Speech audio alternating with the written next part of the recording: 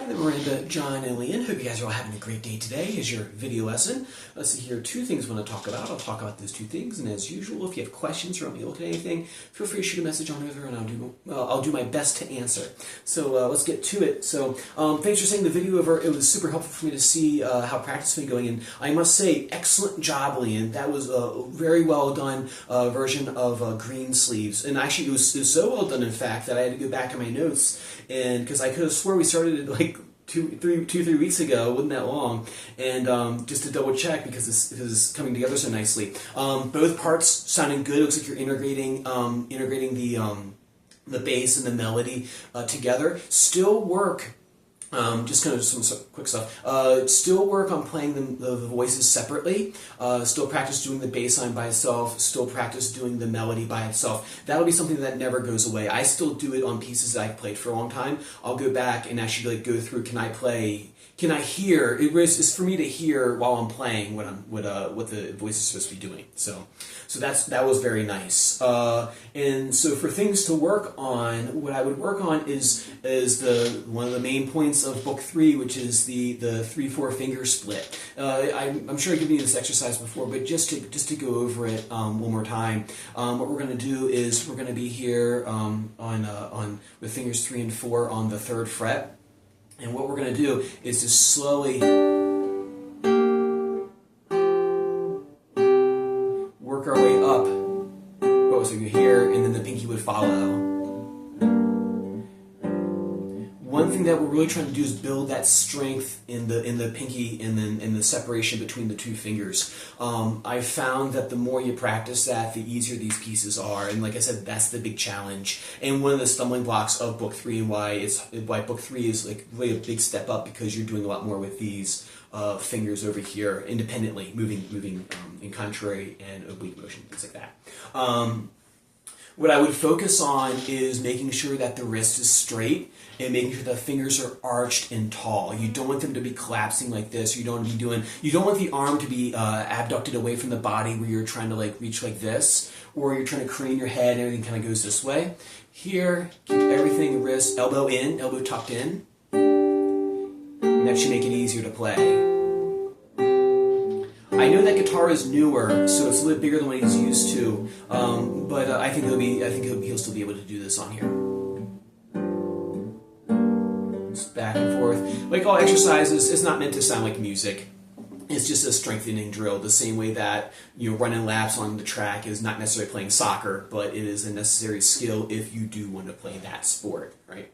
I had a roommate in college who was a lacrosse player, and he wouldn't play lacrosse. He would practice lacrosse. He would go back behind the house or the apartment building and just throw that ball against that wall for hours on end, and then he'd go out with his friends and then play the actual game after he worked out exercises. Anyway, so that's good right there. As far as the piece is concerned, like I said, very nice job. I would watch out for spots.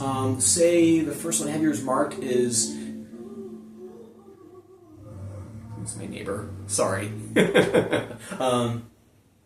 Say, for example, measure 2, where you have the C bass note, and then you have the note E, F, E. Be careful you don't kind of lunge with the arm. I think when you play that, you kind of went for it with the whole arm, and you want to reach with the finger. So remember that this guy is tall over here, you're going to reach out. And when you're practicing these things, you're not trying to play the song, you're not trying to play the piece of music, you're really trying to work out the biomechanics of playing the darn thing, right? So when you're playing this stuff, you're not trying to capture the rhythm, but you're just trying to go reach, off, on, reach, back again. So really reach with that pointer finger. You'll really fish hook out this one. So you see how far, actually I'm literally like on its side. And that'll help me get out further out here.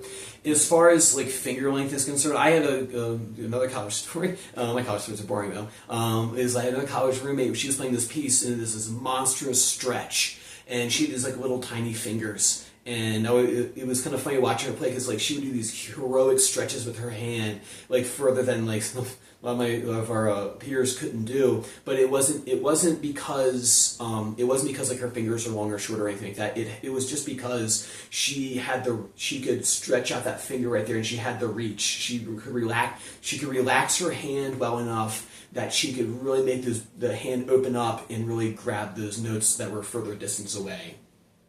So that's relaxation, I guess, would be something I would think about there. Another spot to look at in Greensleeves. Oh, just again, a general thing with Greensleeves, all the chord shapes. I would even practice, say, in measure 1, measure 2, measure 3, where you have the G in the bass and the D in the melody. I would practice this stuff. Making sure the elbow's tucked in, and just dropping the hand and bringing it back up again. Like I said, it's like a workout routine. Right?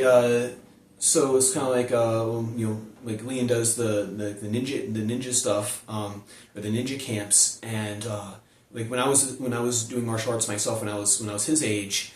We would have forms to do, but like the forms weren't the sparring. Like the sparring was like all the things kind of came together, and then the form was to kind of like get the movement down. So you can think of this as like it's not the actual performance of the piece, but it is just the movement, getting everything in and out of position cleanly. That way, when you put it into practice, it should do what you want it to do. So bring this up, drop the hand.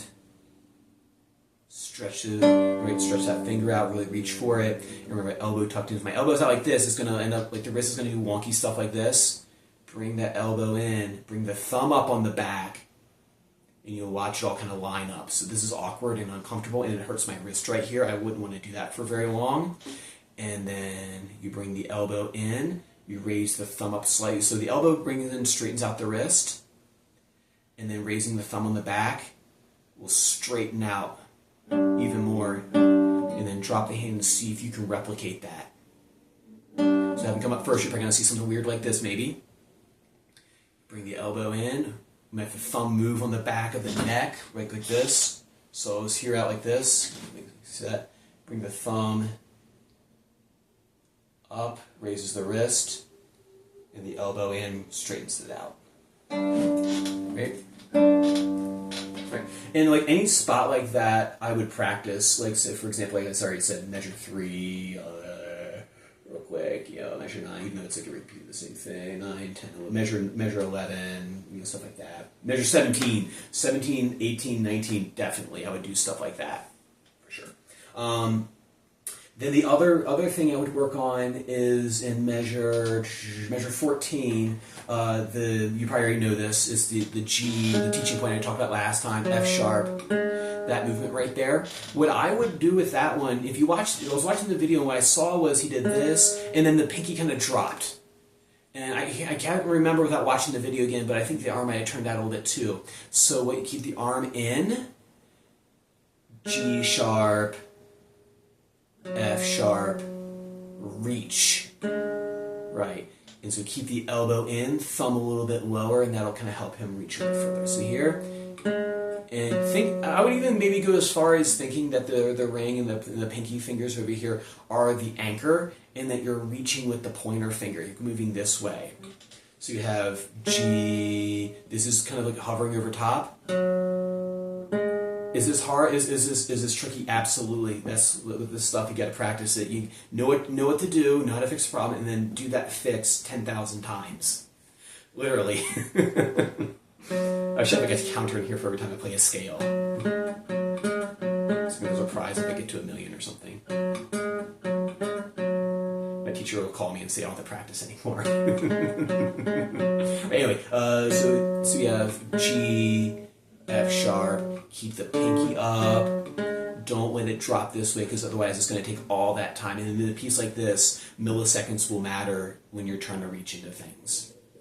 It'll make the difference between whether or not the line is continuous and legato in a smooth phrase versus disjointed and having gaps in between. right? We definitely want that.